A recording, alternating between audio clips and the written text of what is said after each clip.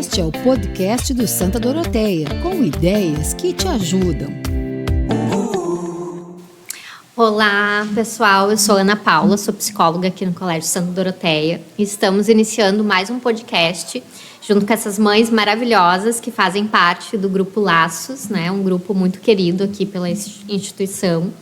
E hoje nós vamos falar sobre um tema, né, que tem sido muito debatido nos últimos meses, últimas semanas, sobre o ECA digital, né? Que é, então, o Estatuto da Criança e do Adolescente para o meio digital.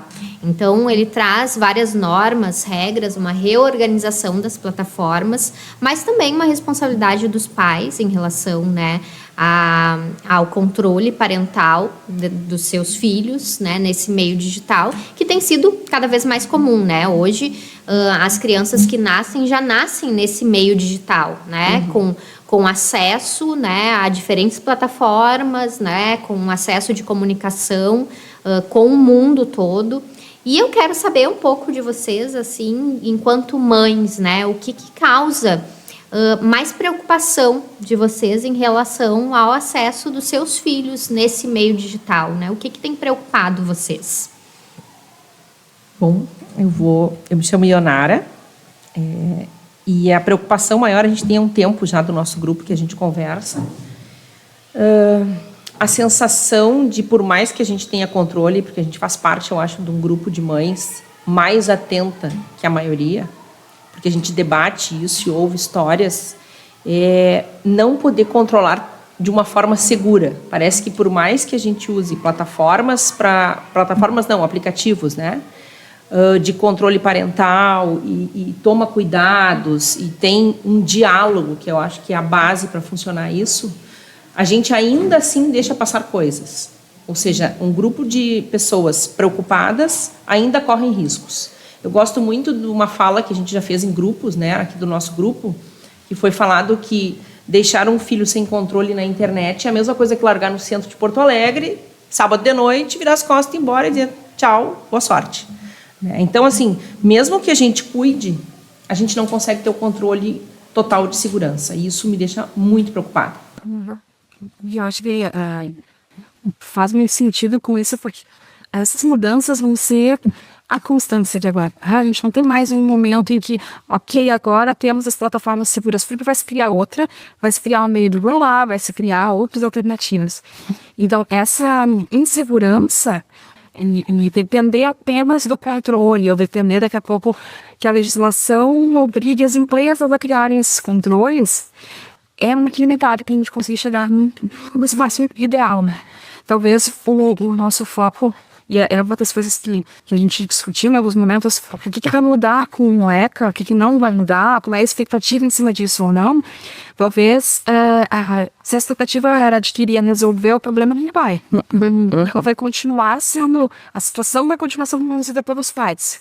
E aí a lógica de ensinar aos filhos o como usar essas plataformas, o como se tornar, estar seguro, é a mesma processo que a gente faria para explicar para o filho como é que se atravessa a rua. Não vai deixar ele sozinho na primeira vez. Tu vai ensinar, depois tu vai acompanhar, depois tu vai testar para ver se isso está funcionando, até tu ter segurança de que ele consegue ficar sozinho naquele ambiente. A lógica tem que ser a mesma. A diferença é como, simbolicamente, a criança parece fisicamente segura. A gente talvez esteja vendo agora onde chegam os riscos. E talvez antes a gente não tinha tanta informação sobre essas novos riscos que a gente tem. E pensando, né, nesse teu exemplo, né, da criança atravessar a rua, de todo o processo, né? Eu até converso com pais, a gente mora muito perto da escola, eu estou ensinando ele, né, agora ir sozinho da escola, tá em casa. Mas não são todas as ruas, todos os lugares que a gente vai deixar atravessar sozinho, mesmo com toda a informação, né? E a internet é a mesma coisa, isso de segurança, né? Bom, agora eu tenho confiança que eu posso dar um pouco mais de autonomia, mas não são todos os lugares na internet que ele vai poder acessar, né? Assim como não são todas as ruas que ele vai poder atravessar com essa idade, né? Talvez isso também seja difícil pra mim, pelo menos né? Porque não tem um manual pronto de como fazer isso. Isso vai depender da tua dinâmica familiar, vai depender da autonomia, da atividade da tua criança, que vai mudando também. Vai depender do que surge de interesse deles. Às vezes brota um jogo, brota alguma coisa nova, eles ficam loucos, ficam participar. Então, é algo que é constante e não tem 100% certo, 100% errado. Você tem que encontrar uma forma de lidar com isso, tá? Pelo que a gente está vendo, assim, as redes sociais acho que estão mais preparadas, né?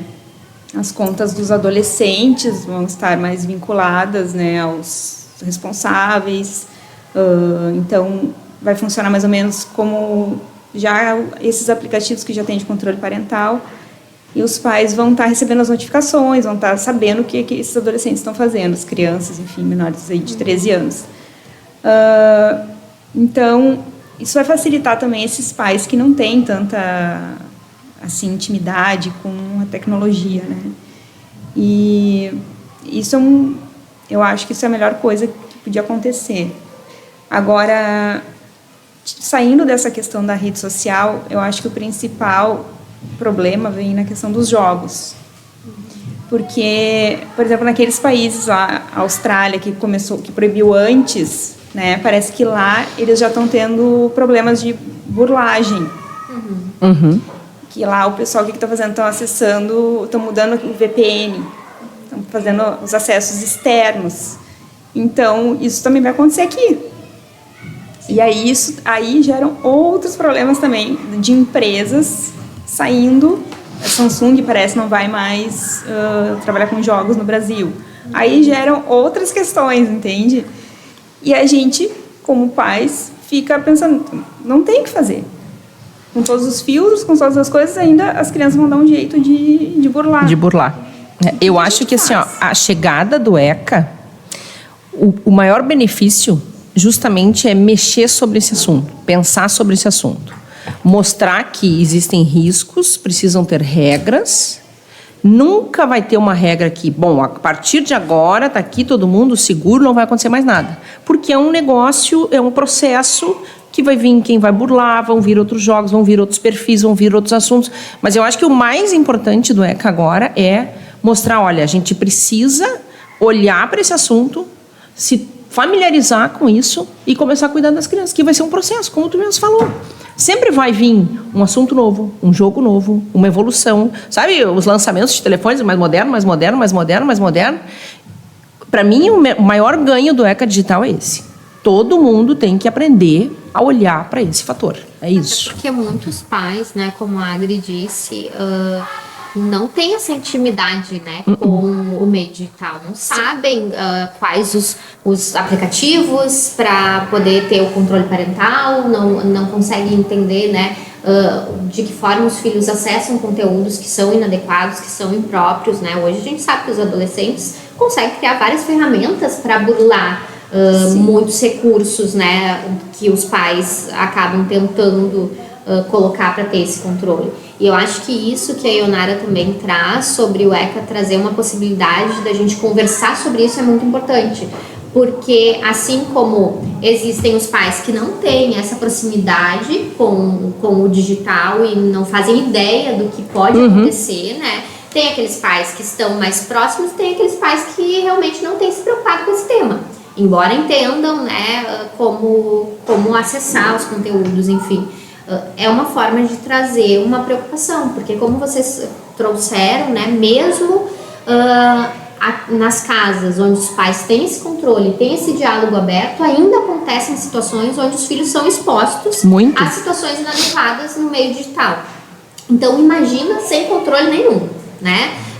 E são em situações onde eles são expostos ao meio digital e também muitas situações onde eles produzem conteúdos que podem expor eles, né? A gente vive na escola hoje uma epidemia, assim, dos grupos de turmas, onde são várias crianças e pré-adolescentes e adolescentes conversando e ali saem muitos conteúdos que expõem, né, o colega e a pessoa que fez o conteúdo, né? E esses conteúdos, eles têm extrapolado as medidas pedagógicas da escola, né? Eles têm ido para conselho tutelar, eles têm ido para instâncias além da escola, porque o conteúdo que as crianças e adolescentes produzem está sendo muito inadequado. E porque eles realmente não têm essa habilidade ainda de terem esse filtro.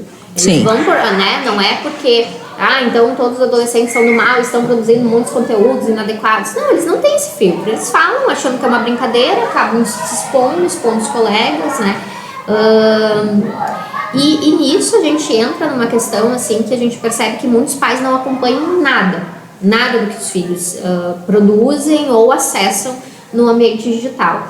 E principalmente quando vai chegando perto da adolescência e adolescência. Porque existe um contexto onde muito se fala da privacidade do adolescente, que antes era, né? Bom, o adolescente está no seu quarto, né? E ele precisa entrar para dentro da caverna, né? Ficar na toquinha. Né? Ficar na toquinha, deixa ele lá, a privacidade dele. Só que antes a privacidade era o adolescente dentro do quarto com seus livros, com a TV ou, né, com seus próprios pensamentos. E hoje a privacidade é o adolescente dentro do quarto com seu computador, com acesso à internet, onde ele pode acessar o mundo. O mundo pode acessá-lo, né? Eu quero saber, assim, enquanto mães, como vocês percebem essa questão da privacidade? Até onde eu tenho que respeitar essa privacidade, ou eu preciso ter um controle mais próximo ou um acompanhamento? Como que vocês percebem isso? Eu acho que eu estava pensando que uma das questões que eu acho que ainda é muito difícil pra gente é que a gente ainda tá nesse entendimento, a gente, nossa geração, de pra que serve rede social, por exemplo. É para postar a fotinho da criança? Não, é para uma empresa que está por trás ganhar em cima de anúncios, ganhar em cima de visualizações, etc. Então, toda essa rede está de pressão por trás. Pressão daqui a pouco vai aparecer para esse adolescente participar de determinados grupos, seguir uma determinada marca, acompanhar algumas coisas, fazer determinadas ações. Entra também nessa condução que esses jogos e redes vão seguir. E acaba que, se a gente não faz, se o próprio adulto muitas vezes não racionaliza sobre isso, ele talvez não consiga abrir o olhar da criança para isso também. Então, vou dar um exemplo meu aqui do meu guri. Ele não pode fazer, nos jogos ele tem que ter autorização para fazer qualquer compra. Eu tenho um controle e ele não consegue testar absolutamente nada. E às vezes ele vem desesperado, né? Mas mãe, é só R$3 para comprar a skin do bonequinho. Aí eu tento retornar pra ele, mas por que tu ficou com tanta vontade de comprar isso agora? É porque eu tô entediado. Então o que tá por trás? Tu precisa realmente dessa roupinha ou tu precisa de alguma coisa que gaste essa vontade, passe esse tédio? Porque tu sabe que o jogo, a vontade dele é que tu gaste, né? Ele tá fazendo isso de propósito pra tu gastar. Tu trazer a reflexão do qual é o motivo que tá por trás daquilo ali. E eu percebo que na própria questão das redes sociais, muitas vezes, por que a gente posta? Ou por que a gente posta, inclusive, questões dos nossos filhos? O que está por trás? O que a gente precisa? A gente está precisando, daqui a pouco, de uma atenção, a gente está uma validação, é um momento muito especial e a gente quer comemorar. Legal, mas daqui a pouco, o dia a dia, todos os dias, postar alguma coisa, o que está por trás dessa necessidade que também é do adulto e que desse adulto que, de repente, não está tão bem resolvido, não está entendendo bem como que funciona, como é que ele passa para o seu filho, né? Eu acho que às vezes passa até por repensar a gente até chegar na criança ou no adolescente. Karina, ia te perguntar só para... Eu sei, mas enfim, a idade do teu filho? Meu filho tem 9. Tá. Eu queria só colocar assim, o que eu acho que são 2 pontos bem importantes. Os teus têm, desculpa, não lembro. 10 e 12. 10 e 12, tá. A minha tem quase 14. Eu acho que esse cenário muda tanto e dificulta tanto a questão da privacidade, invasão e cuidado. Nesse momento, tu tem até um diálogo com ele de questionar. Quando tu começa a ter esse tipo de diálogo com um adolescente, fica uma linha difícil para os pais. Eu me coloco, porque eu também tenho essa dificuldade e tenho ajuda de terapia. A gente é uma família que se importa muito com isso, né? Com esse assunto. Mas fica uma linha tão tênue entre tu invadir a privacidade do adolescente e poder ter esse controle ao mesmo tempo, que eu já fiz o uso da fala do tipo, olha, juridicamente eu sou responsável. Então, assim, eu vou ter acesso total ao teu celular. Total. A condição de ter um celular é até os 18, eu tenho acesso a tudo.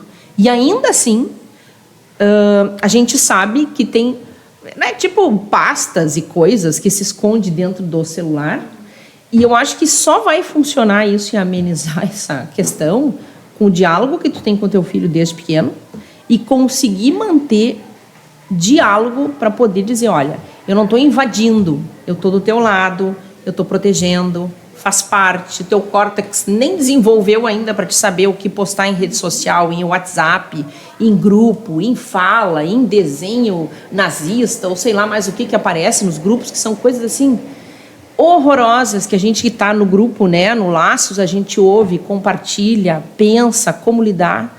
Então, assim, eu acho que quando chegar a adolescência, Ana, e tu deve ter muitos mais casos e experiências que tu deve saber do que a gente, isso fica muito difícil. Sim. Muito, muito difícil. O pai entra em xeque-mate, o adolescente entra, a mãe entra, a família entra, é muito complicado. Porque tem, né, a fase onde os adolescentes eles começam a querer transgredir, a se distanciar um pouco da família. Para criar sua própria identidade. Mas tudo isso que vai sendo construído desde muito cedo são valores muito sólidos, né? Então a gente também tem que confiar um pouco nos valores que a gente vai passando para os nossos filhos desde cedo, né? Então, claro que eles vão ter uma liberdade mais assistida, vão ter, né, esse acompanhamento próximo, mas se eu não tenho, né, desde muito cedo, um diálogo aberto, um acompanhamento próximo, conversas sobre esse tipo de conteúdo, sobre os perigos, os riscos, né, do meio digital, depois, quando é adolescente, não é impossível, mas é muito mais desafiador, né? Porque tu tá vindo com um tema novo e agora o que tu quer se meter na minha vida? Exato. Né? Então, então é muito mais complexo entrar nesses temas e conseguir controlar, né? Hoje os adolescentes, muitos adolescentes têm, né, senhas do celular, os pais não fazem ideia de nenhum tipo de acesso, nenhum tipo de conversa, em quais grupos estão, quais jogos eles jogam, né? Temos adolescentes que ficam a tarde inteira em casa com acesso ilimitado a qualquer tipo de conteúdo, onde não existe nenhum tipo de controle. E daí, quando a gente vai descobrindo, né, porque essas coisas vêm para dentro da escola de alguma forma, através dos grupos onde os colegas então começam a aparecer, e quando a gente conversa com muitas famílias, as famílias não fazem ideia, né? E que isso é muito mais natural do que a gente imagina, das famílias não terem conhecimento desses conteúdos, né? Então a gente fica com aquela noção de privacidade, mas que ela beira uma negligência, que é, bom, ele já é um adolescente, um pré-adolescente, precisa da privacidade dele, só que não existe. Mas é essa confusão, né, Ana? O adolescente precisa de privacidade, precisa romper com o pai e com a mãe para criar personalidade, é a fase, né? A Ana, psicóloga, né, pode explicar melhor que eu. Tem que romper, tem que brigar, tem que se tornar pessoa. Só que quando ele precisa se tornar pessoa, sem córtex funcionando, com o mundo na mão, essa acho que é a grande novidade, o grande desafio, assim. Porque isso não existia antes, né? Exato, eles precisam entender que agora esse mundo virtual, digital, tem consequências. Tudo que eles fazem. Né? Que uma postagem errada, uma postagem com coisas que tu pensou e falou... Que antes a gente ficava no quarto, né? E publicou, né? Se a pessoa, se foi mal interpretado ou se foi ofensivo, pode ser até um crime, né? E aquilo pode gerar muita consequência, pode virar caso de polícia, pode, enfim, mil coisas, né? Às vezes os pais não ficam sabendo de todos os movimentos que acontecem dentro do ambiente escolar, né? Mas isso já trouxe do quanto os adolescentes, as crianças têm produzido conteúdos que estão virando caso de polícia, né? De estudantes terem que ir na delegacia depor porque escreveram, né, coisas nos grupos de WhatsApp, postaram conteúdos que eram inadequados, que não deveriam ter postado. E por isso a importância de a gente tentar, né, segurar o máximo possível. Claro que essa consciência a gente tem de poucos anos para cá, né? Mas de segurar a entrega do celular, principalmente, né? Eu ainda consigo lá em casa, os guris têm acesso os tablets, né? Mas assim, o celular em si, eles conseguem, o mais velho ali, Às vezes, quando vai jogar pelo meu WhatsApp, fazer o vídeo, né? Mas tu não vai segurar isso muito tempo. Claro que não, claro que não. Esse que é o desafio, né? Mas assim, a turma do Ítalo, né, do de 10, poucos têm celular, já 2 anos de diferença já. Tu vê como é diferente, porque a gente já tinha mais essa noção, foi vindo, né? A turma do Romeu, que tem 12, quase todos têm. E o Romeu certamente só não tem por causa da questão do autismo, entendeu? Ele acabou ficando para trás nisso, senão certamente ele teria um celular. Mas é uma novidade para nós pais isso também, né? Claro Sem que dúvida. Aí a questão, quem já tem, de ter os filhos que já têm o acesso antes de ter o controle parental, mas muitos nem isso têm, muitos pais não estão nem aí, entendeu? A questão é ter o controle. Então, assim, mas mesmo os meus não tendo uso de celular lá em casa, eu já tenho essas conversas com eles. Muito total, assim, sobre as consequências das coisas. Até porque o Romeu, pela questão do autismo, ele está nessa fase que está muito difícil da adolescência, e aí a questão da inflexibilidade, né, das características dele, está muito difícil, assim. Então, ele está muito assim, ele pensa e fala. Então, ele pensa e fala coisas. E eu digo para ele, tu tem que... A gente está trabalhando isso com a psicóloga, né? E ele fala coisas em casa. Às vezes, para mim, eu digo assim, tu não pode falar isso em determinados lugares. Tu não pode falar isso em sala de aula. Tu não pode falar isso em lugar nenhum. Porque, olha só, se um colega chega e conta isso para o pai, e um pai não achar isso legal e vai para a escola, e não sei o que, são certas coisas que podem ser mal interpretadas. Ou se tu fala tal coisa, eu vou dando exemplos, né? Tu fala tal coisa, e isso pode gerar tal coisa, né? Pode ir da polícia, pode ir... Eu explico todas as consequências. E pode acontecer, ele fica me olhando, sério? Eu disse, isso é crime, isso... Né? Sim, mas tu usou a frase, né? Eu explico as consequências, ou seja, tu mantém um diálogo. O teu tem 8, é bem pequenininho, né? Então, assim, tu explica, tu tem diálogo, tu consegue conversar. Então, essa seja a questão, né? Não é o ter acesso, claro que não ter limita, mas no momento que tem acesso, tu vai ter que fazer uma educação para isso. Bom, ok, tu quer ter um WhatsApp para conversar com teus coleguinhas? O que tu pode falar no WhatsApp? O que na vida real tu fala que tu não pode falar? Essa mesma condição, não, tu não pode falar isso para um colega na sala de aula. Em algum momento tu vai fazer isso com a criança, né? Vai fazer essa condição, tu vai fazer essa correção quando for inadequado também. Mas isso vai para o digital também. E é por isso que eu disse, não adianta nada o ECA se a gente não falar com o adolescente ou com a criança. E orientar o que vai adiantar tudo isso se a gente não... Eu acho que foi ótimo esse negócio do ECA. A Ana começou a fala dela dizendo, né, uma coisa que está tão em alta, todo mundo fala, né? Teve como é que é o nome? O Felca, que foi uma pessoa que se expôs muito e que isso virou, na época, né? Uns 2, 3 meses atrás, 5 meses talvez, todo mundo falando. Então, eu acho que isso tem que se tornar público. Esse assunto tem que ser público. As pessoas têm que se dar conta que esse processo mudou, que a gente, como pais, tem que aprender e que o digital é um risco, e que não vai ter solução, né? Não vai ter, assim, um formato que, a partir de agora, tá tudo bem.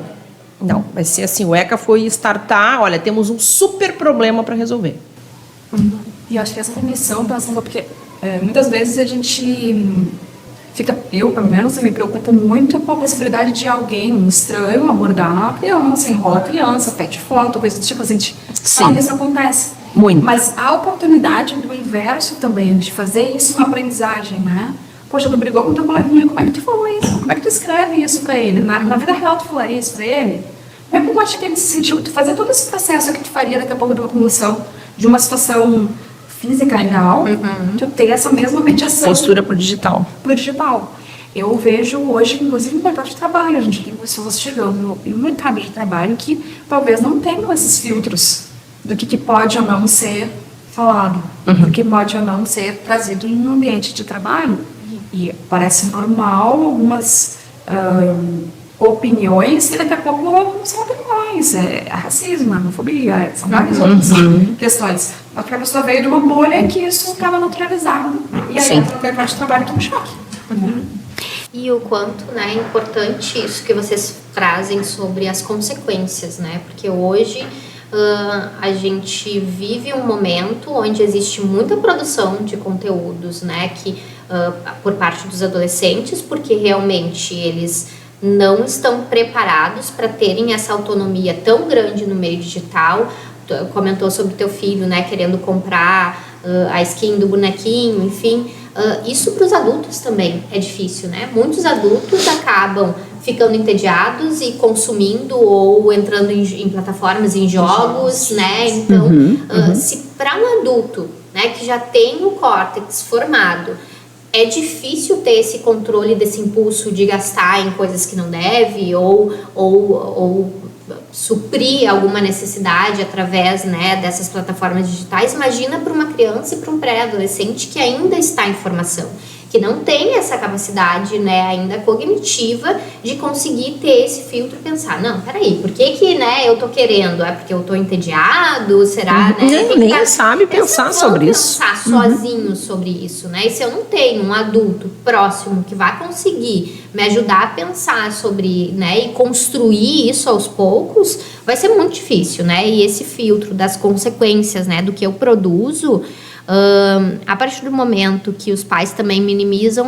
mas ele falou num grupo privado, isso não tem, né, importância, tá tudo bem, mas tudo que eu produzo e escrevo, independente de ser um grupo privado, que seja ofensivo, que seja uma fala, né, racista, homofóbica, enfim, existe uma consequência, porque sempre alguém acaba tirando um print. Tudo que é digital tem uma proporção muito maior, porque uma velocidade, isso pode se espalhar. Quando a gente fala de cyberbullying, o cyberbullying, ele tem uma penalidade muito maior do que o bullying, né, físico na vida real, porque ele pode tomar uma proporção muito grande. Então, tudo que é dito pode ficar ali e marcar a vida daquela criança, daquele adolescente para sempre, né? Um adolescente que acaba tendo que sair de uma escola porque produziu falas racistas, esse adolescente talvez vai ficar marcado, né, por isso, né, por muito tempo. Então, essas produções, elas precisam, né, serem levadas a sério. E eu acho que falar também sobre essas consequências não é assustar.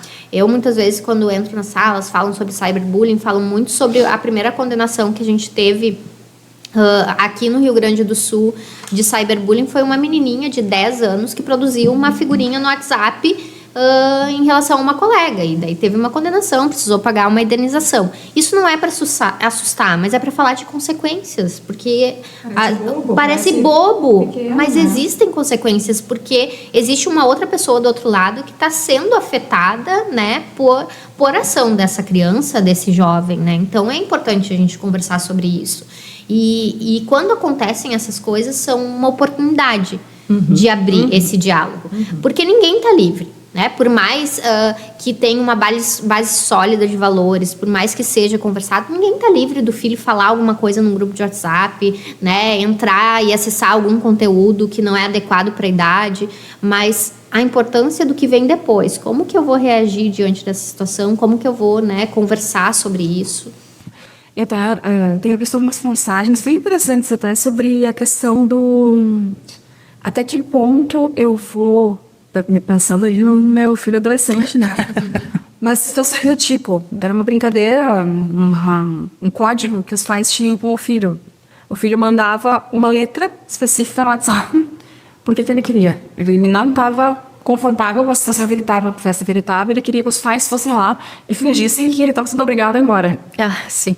Pra quê? Pra tirar esse adolescente. Ele estava assistindo esse filme, mas ele ia bancar isso pros amigos. Olha o nível de estratégia e abertura para tu resgatar esse adolescente que você daqui a pouco não está adequada para ele, sem que ele precise se esforçar. Tem que ser um cuidado forte para isso. E tu precisa que teu filho tenha uma segurança muito grande em te apavorar primeiro quando alguma coisa assim acontecer. Então, ser o ponto de foco, acho que era esse ser o lugar onde a criança vai, criança e adolescente vão buscar orientação lá, quando percebe que alguma coisa deu errado, é também da base dessa estrutura de diálogo que tu vai criando aí também. Assim, né? De ter esse espaço, como se já foi conversado, se já está sendo tratado, se tem um caminho, tu poder aprender para voltar quando a coisa apertar também. Né?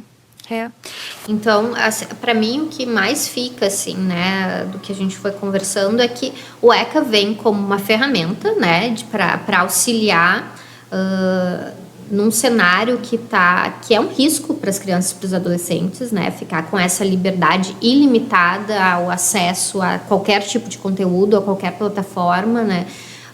Até porque muitas das plataformas que vêm com uma ideia, né, como os jogos, são meios para acesso a conteúdos muito perigosos, né? Então, muitas das plataformas de jogos online que parecem, em primeiro momento, serem inofensivas, são a porta de entrada para, né, grupos de automutilação, grupos que fazem apologia ao nazismo, grupo de violência extrema, pedofilia. Então, são, né, lugares que têm um risco muito grande.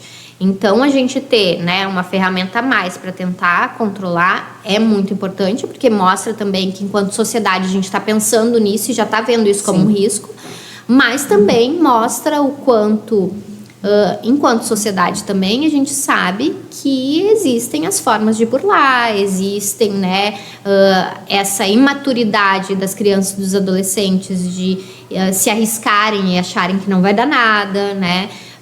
Ou de consumirem conteúdos de uma forma muito imatura também, mas os pais precisam trabalhar com diálogo, trabalhar com orientação, né? E o ECA não vem eximindo a responsabilidade parental, e na verdade vem colocando os pais, né, como figuras importantes para conseguir dar conta disso. Eu ia comentar, né? isso agora, assim, eu acho que aqui na nossa conversa agora, né, eu consigo perceber que o ECA é quase que um reforço de alerta do tipo, olha, vocês têm que entender que a gente está sem controle, que isso é um risco absurdo. Isso, redes sociais, internet, jogos, Whats e tudo que tem ali Tá digital. puxando a responsabilidade para os pais, né? Exato.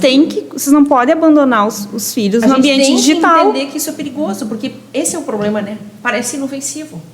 Né? É o joguinho do XYZ lá, de trocar a roupinha da boneca, da cobrinha, não sei o quê. O nosso tempo era o come, né? Então, assim, eu acho que as pessoas, a grande maioria, não tem noção desse risco. E o ECA talvez seja o primeiro movimento para dizer, olha, vocês têm que olhar, a gente tem que olhar para isso como um risco que está descontrolado. A criança não pode mais ficar ali jogada no celular ou na internet e tu fazendo o que tu quiser na tua vida, entendeu? Que isso vai ter consequência, é isso que tu está dizendo. Vai ter consequência daqui para frente. Vocês são responsáveis, vai estar vinculado aos pais. Alguém vai estar responsável pelo que a criança está fazendo na internet. É isso que eles estão dizendo agora, né? Acho que acabou essa coisa de, pelo menos é o que está tentando ser feito. Se vai funcionar, de que forma vai funcionar. Pois é, uma tentativa externa de auxiliar as famílias que consigam, né, fazer um movimento de proteção para as crianças, né, e os adolescentes. Acho que tudo o que a gente veio falando aqui, a gente está falando de proteção, né? Não é de controle, não é de punição, mas é de proteger a gente essas até crianças, antes de começar, né, aqui a gente estava falando sobre que o ECA também traz a proteção, me ajudem, gurias, a proteção para os pais que utilizam os filhos para monetizar na internet, né? Então, o ECA também olha para a criança e diz, olha, vamos proteger vocês dos próprios pais. O quão grave é esse assunto, né? Assim, é uma situação realmente alarmante, né? Porque a gente vê criança... A Adri leu mais, né, a Adri, sobre a questão de expor as crianças e monetizar, que agora vai ter que ter... Alvará judicial com as horas trabalhadas, que é as horas que a criança pode trabalhar na internet, número de horas, tudo discriminado. Formaliza como mercado número de trabalho. Como se fosse o trabalho da criança. Tem que ter, o que ela pode...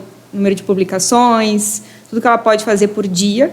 Se não tiver esse alvará, vai ser considerado trabalho infantil.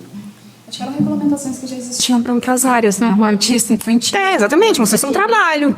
Trabalho digitante não era, né? É uma novela, Exato. Um padrão. E aí não sei se contrato. Aí pro digital, isso também é formalizado. Porque isso também é um risco grande. De adultos sem estudos mesmo, sem valores adequados, que têm direito de acesso às crianças. E isso também é uma novidade, né? Porque antes, para te fazer uma novela ou uma propaganda, era uma coisa mais... Eu acho que era um processo tem que gravar. Agora tu expõe a criança, o pai sem escrúpulos, né? Em 5 segundos, dentro de casa, na sala, comendo, brincando, jogando. Isso também é uma novidade, né? Então o ECA diz, olha, a gente tem que olhar para isso também e proteger as crianças dos próprios pais. Olha o absurdo, né? Mas eu não sei se é só de pais sem escrúpulos. Eu acho que, assim, por ser uma novidade, essa velocidade da produção, né, de expor, que tu colocou antes, que nem sempre é com a intenção de monetizar essa criança, né? Sim, sim. Às vezes é só compartilhar. É compartilhar naquela lógica do que a gente estava comentando. Às vezes os adultos têm essa necessidade de compartilhar, porque é aprovação, porque é, né, atenção. E usa o filho também para isso. Não necessariamente vai ganhar em dinheiro, mas vai ganhar like, vai ganhar... Que olha essa linguagem, né? Quantos likes tu tem, quantos seguidores tu tem, quantos joinha, quantos sei lá o que mais que existe de...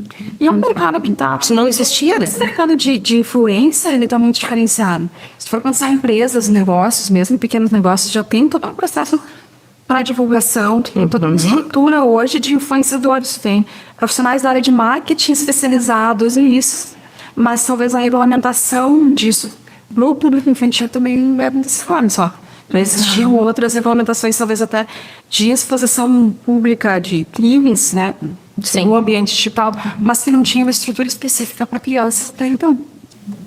É uma coisa que tu tinha comentado, Ana, ali sobre a exposição, né, que as crianças sofrem de conteúdos impróprios. Uma das coisas que mais eu tenho medo, assim, é a exposição à pornografia. Porque quase todos os meninos têm acesso, né, muito cedo à pornografia.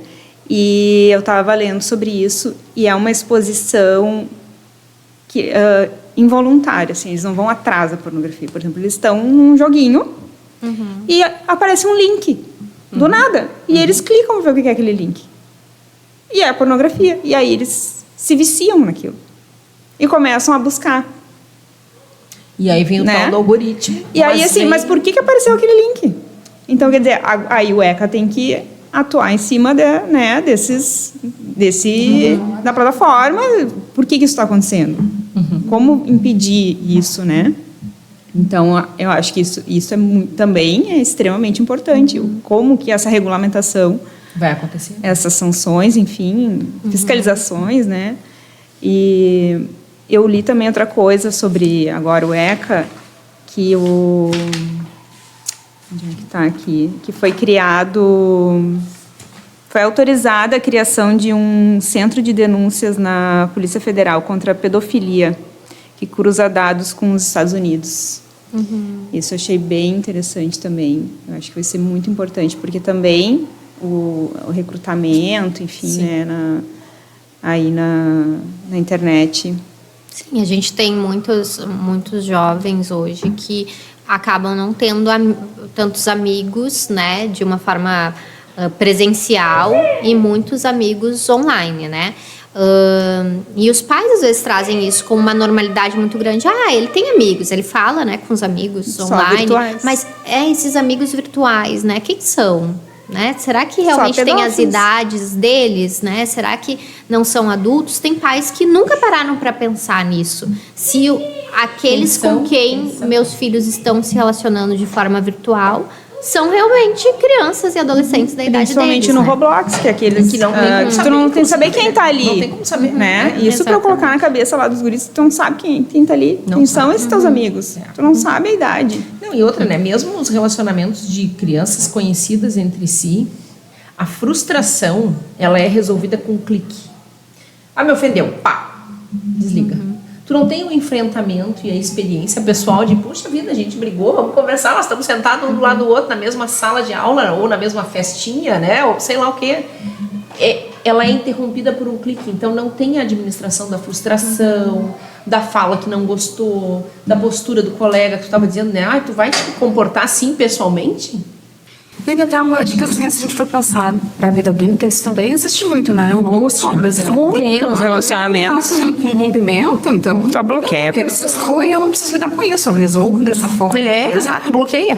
E isso que muitas vezes eu sinto que os adultos também estão com essa novidade, né? Aprendendo com isso. E uma das coisas que a gente estava discutindo antes sobre a questão da plataforma, como o Roblox, né? Vai fazer leitura facial para ver se de fato é uma criança. A mesma leitura facial pode criar 15 contas diferentes. Tem uma acesso a uma criança, tu cria 15 contas e tu administra essas contas porque tu usou uma biometria. A plataforma não tem como diferenciar se essa criança já tem outra conta ou não. Ela não consegue diferenciar se ela é uma criança real. Mas daqui a pouco, a pessoa que tem a intenção de criar contas falsas ou usar AirPod, isso é muito fácil de burlar. Sim. Né? Então, Essa questão é do reconhecimento facial tá cheia de problema também, né? cheio de problema disso. Pega Eu garanti, por causa do, tem pessoas que aparentam ser mais novas, outras aparentam ser mais velhas. Daí não sabem como que vão resolver. Não é algo que... E outra questão, pensando ainda, mesmo que a plataforma funcionasse, soubesse perfeitamente a idade da criança. Daqui a pouco, o meu filho de 9 e 10 vai ter uma maturidade, o teu outro. Vai ter condições de lidar com situações diferentes. E esse filtro que a gente tem que fazer, os pais. Tem que uma plataforma administrar esse tipo de situação. Daqui a pouco tem uma criança de 10 anos que é um artista minha, que é um atleta, que viveu uma outra rotina, daqui a pouco tem outras situações. Então, ou talvez de repente uma criança que está no espectro, ela vai ter outras dificuldades para lidar com linguagem figurada, com coisas do tipo. Então a gente vai... Não tem que ser só a idade, né? Não poderia ser só Não poderia ser. A gente tem que colocar aí o filtro dos pais nessas situações também. Por isso que eu vejo que ela limita no sentido de, bom, se eu estou configurando para que meu filho só tenha acesso aos jogos até 10 anos, e esse tipo de situação, o link que aparece, algo tipo, isso não pode acontecer, a plataforma tem que criar. Eu vi que o Google, ele faz uma estimativa, a inteligência artificial do Google faz uma estimativa de idade conforme comportamento do usuário na internet, pelas buscas feitas, por vídeos assistidos, então é todo um... Entendeu? Mas não se essa é só o criança tem um reconhecimento comportamento já de buscar conteúdos que são inadequados para a Isso idade, piora. ele vai criando, né, uma... Exato. Bom, É. mas aí vai partir do pressuposto que não tem filtro nenhum nesse aparelho também, né? E que muitas não têm filtro nenhum. É complexo, na verdade, eu vejo assim que o ECA digital veio, antes tu falou muito bem, assim, não vai ter um formato que proíba tudo. Não vai ter. Perfeito não vai Esse é ser. recém o início de a gente parar e pensar, meu Deus, temos um problema. Então, assim, houve a formação, né, a formatação do ECA digital, e vai ter que evoluir. O próprio sistema vai ter que evoluir, a gente vai ter que evoluir, pai, filho, colégio, todo mundo. E eu vejo que assim, cada vez que a gente está num crescimento de tecnologia exponencial. Então, no momento que a gente tem agora, uma das dificuldades, e assim está começando a se falar no âmbito adulto em geral, inteligência artificial. E tipo, a tua voz, o teu rosto, fazendo propaganda, ela não assiste, por exemplo, se quiser. Como é que tu vai lidar com isso? Como é que tu lida com isso? Como é que tu decide? Que leis vão reger isso? E o que é muito doido, a gente tem muitos adultos que daqui a pouco não conseguem diferenciar ainda esse perigo. E as crianças têm acesso.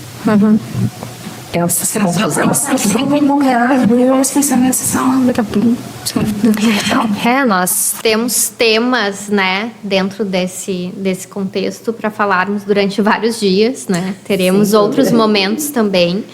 Penso que foi uma conversa muito rica, né, de trocas. Acho que poder pensar na nossa maternidade dentro desse contexto e abrir portas para que outras famílias também possam olhar para esse contexto e pensar ou repensar ou olhar mais a fundo para algo que não tinha pensado antes, é muito importante para que a gente possa realmente proteger nossas crianças, nossos adolescentes, né, ajudar com que eles cresçam dentro desse mundo digital com mais conhecimento, com uma educação digital melhor do que a que nós tivemos, porque nós fomos, né, jogados nesse mundo sem educação digital nenhuma, e agora a gente traz a oportunidade das crianças e dos adolescentes poderem ter um pouco mais de domínio dentro desse mundo, né, mas eles vão precisar de adultos responsáveis, próximos, né, que escutem e que conversem, e vai ter que ser construído.